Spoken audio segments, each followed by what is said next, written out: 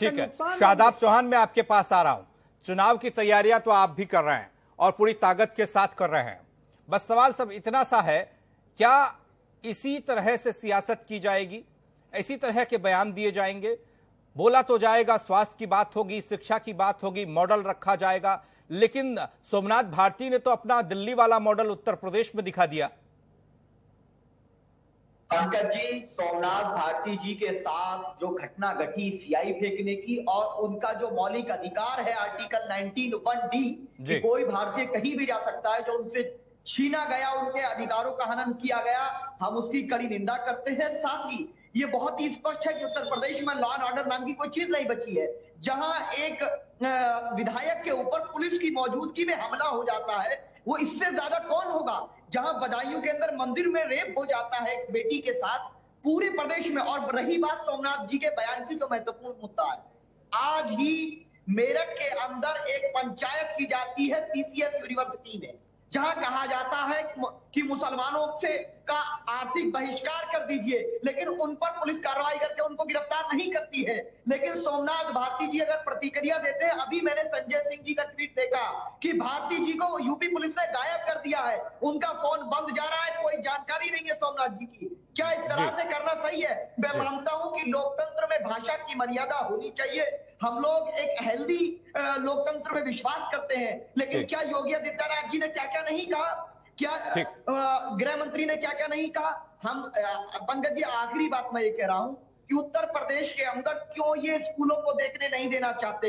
मैं मानता हूं कि अस्पतालों में कुत्ते के बच्चे और बंदर के बच्चे ज्यादा पैदा हो रहे हैं, क्योंकि सरकारी व्यवस्था पूरी तरह चरमरा चुकी है। आपने शमशान घाट में देखा 25 मासूमों की हत्या। ठीक है, इसका जवाब कमर अली जी देंगे। हम उपाध्याय जी के पास चल रहे हैं, उनके चश्मे से जानने की कोशिश करते हैं कि ये सियासत का वो कौन सा पन्ना है जिसे पगमिल के लिए हम कुछ और सोचकर बोल सकते हैं, दिखा सकते हैं, बता सकते हैं।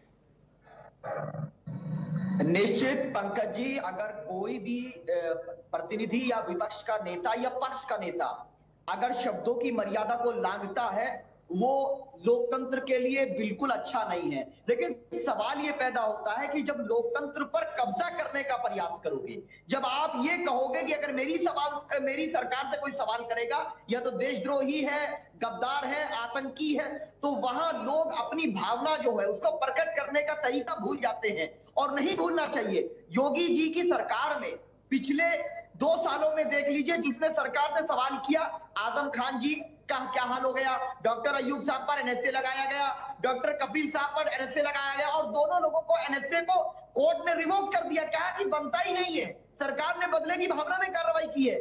बदले की भावना में विपक्ष की आवाज को कुचलने का षड्यंत्र योगी जी कर रहे हैं। लेकिन योगी जी को नहीं भूलना चाहिए कि पार्लियामेंट में उनको रोते हुए पूरे देश ने देखा है, और सरकार आती है और जाती रहती है, और वहां की कोतवाल की मैं गलती नहीं मानता, क्योंकि पुलिस काम करती है सरकार के इशारे पर। पूरी तरह से सरकार ये समझ रही है कि अब हमेशा बीजेपी रहने वाली है।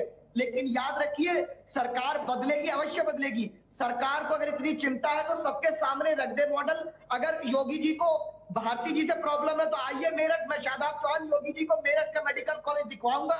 यहाँ पर बंदरों का और कुत्तों का राज चलता है मेडिकल कॉलेज। कमर अली इस बात का जवाब देंगे, लेकिन उससे पहले विजय उपाध्याय जी के पास मैं जा रहा हूं। विजय उपाध्याय जी, एक सवाल, चलिए मैं आपके पास आऊंगा। शादाब चौहान कुछ कहना चाह रहे हैं, जल्दी से उनके पास जा रहा हूं। जब आप किसी को परिस्थिति ऐसी उत्पन्न कर रहे हैं, तकी सब सुनिए। मेरा उपाध्याय जी ने जिस खूबसूरती से भारतीय जनता पार्टी को बचाने का प्रयास किया, मेरे 2 पॉइंटों से सवालात हैं। पहला ये है कि उन्होंने कहा 1-2 घटना है, आप जिला चुन लीजिए, मैं लाइव डिबेट में करूं, जिला चुन लीजिए और बता दीजिए कि किस जिले में 100% सामुदायिक केंद्र पूरी तरह से कार्य कर रहे हैं, और मैं आपको लेकर चलने तैयार हूं किस प्रकार से वहां जानवरों का राज है।